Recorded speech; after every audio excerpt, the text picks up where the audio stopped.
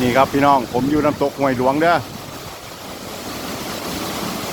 อำเภอนาจรวยจังหวัดอุบลราชธานี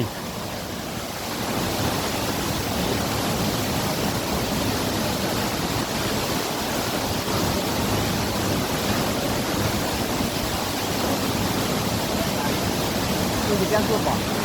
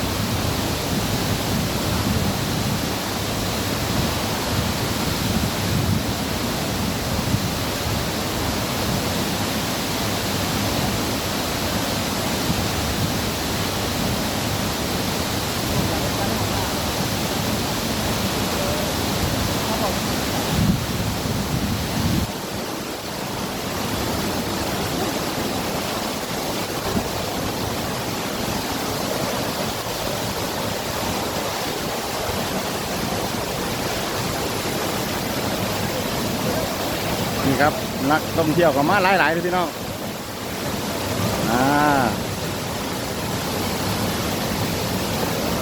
เดี๋ยวมาเล่นน้ำเลยก็พี่น้องจะมาหนาแรงมาหนานี้พอดีนะนักท่องเที่ยว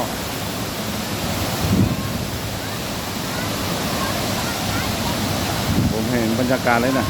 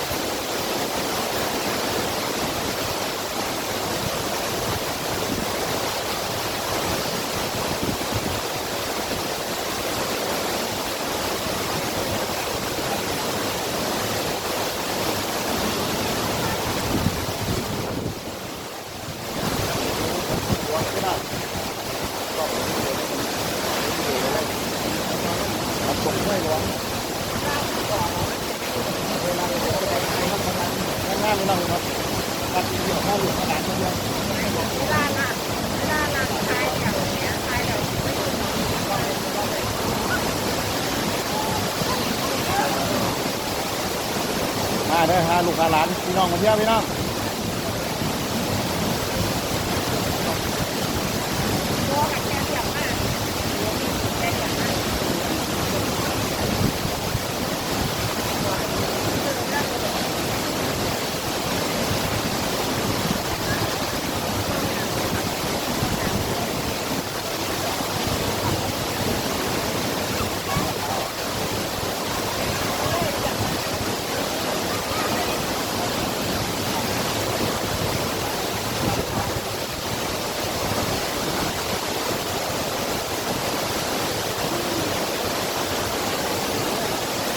กับบรรยากาศ